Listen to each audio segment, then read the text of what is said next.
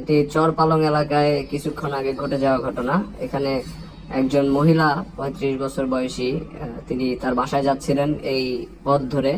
তো তখনই হচ্ছে এই সেচ পাম্পের ভিতরে তার কাপড় ওড়না পেঁচিয়ে এইভাবে নির্মম ভাবে মৃত্যু হয় তার। দেখেন তার চুল টুল কেটে এরপরে তাকে সেখান থেকে বের করতে হয়েছে।